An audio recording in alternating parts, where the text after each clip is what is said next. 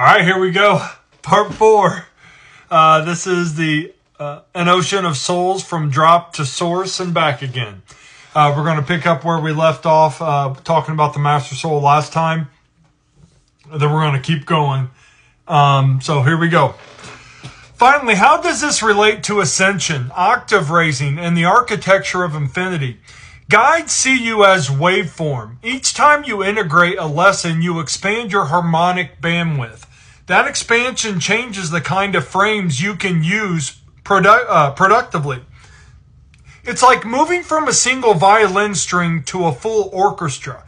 Masters help you tune each instrument so the whole ensemble can play in new keys. Over vast cycles, as an ensemble gains complexity and consciousness, that spiral lifts you out of the need to repeat the will's classrooms. You become less a student and more a steward, someone who intentionally composes fields for others to study. In short, masters are both librarians and architects. They catalog potential frames. They help souls choose which frames to enact. And they stand within the field to keep the music pure. They are the ones who know how to read the slide projector and, when appropriate, to change the image so the next life is more than a repeat. It becomes a refinement.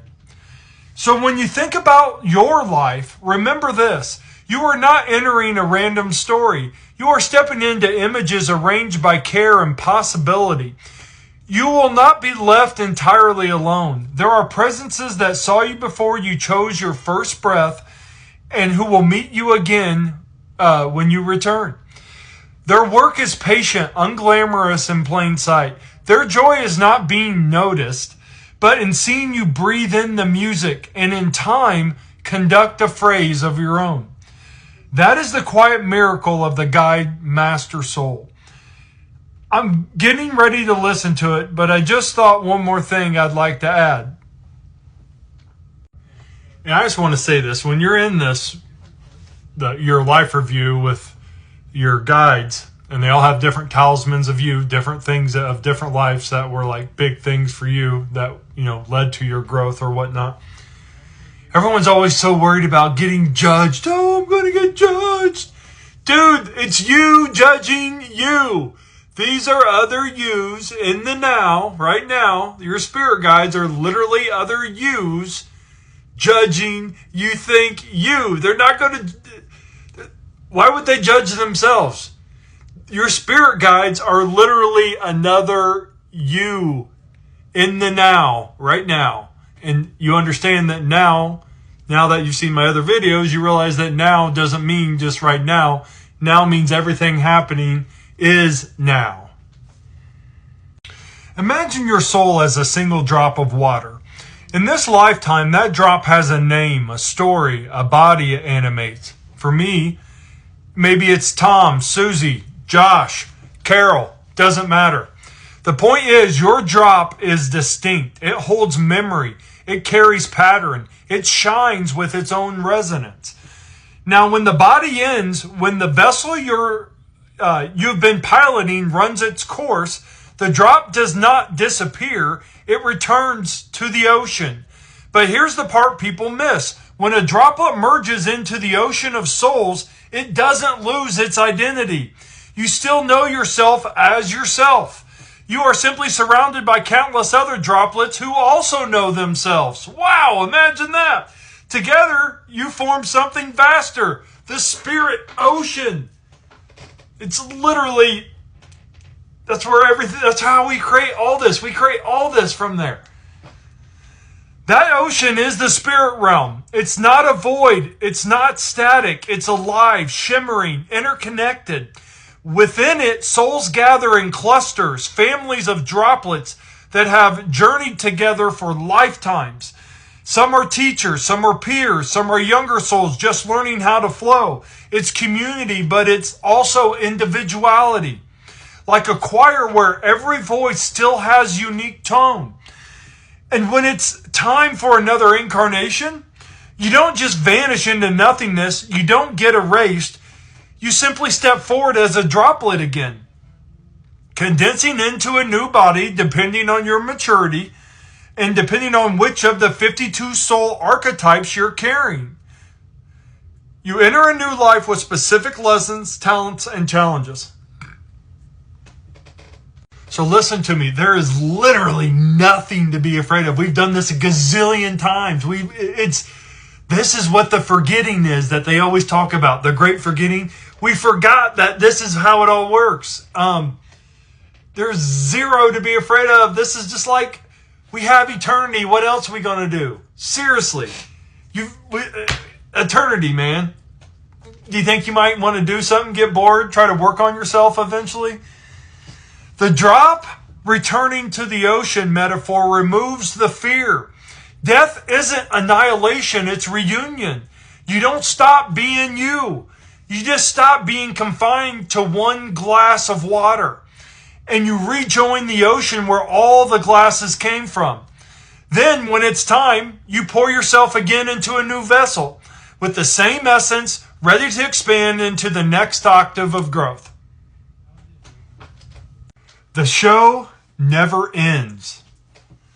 From the soul's perspective, there are no final curtains, no endings.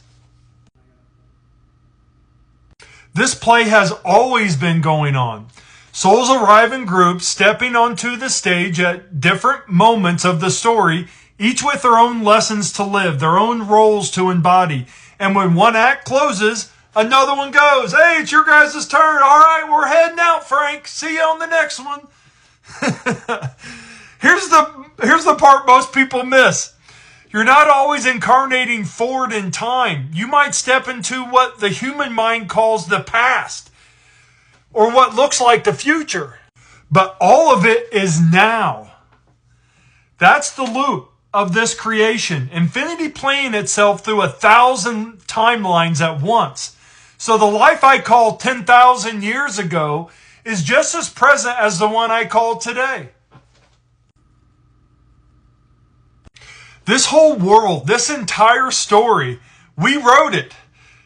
We chose the settings, the characters, the challenges, and the thresholds. Nothing outside of us is coming to destroy it or save it.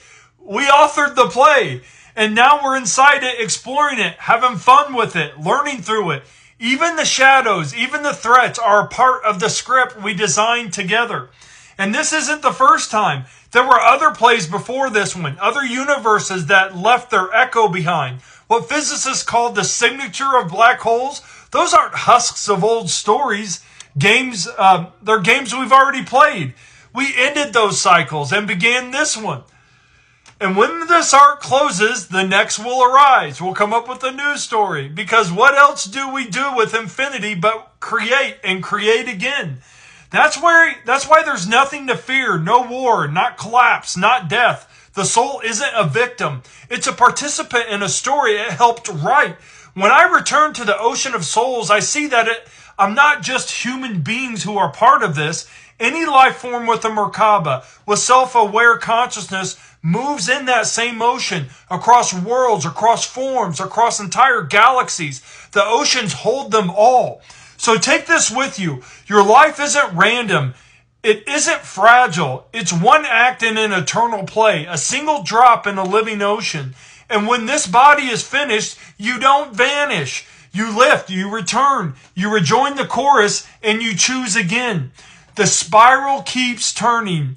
The show goes on, and infinity is generous enough to let us play forever. And on the next set of videos tomorrow, we'll start with every leaf, every wing, every soul. And we will be discussing the animal and plant soul orb, Merkaba, their realms, how all that works. And just so you know, even the littlest things that you would never imagine, they have them too. Everything is alive around you. Everything. Everything is supporting you. We've just been fed all this stuff. And I'm going to tell you how it's actually doing it and how, after we get towards the end of this. But it wants your attention. If we stop giving it the attention, we starve it. Looking forward to the next one tomorrow. Hope you guys have a great night. Namaste.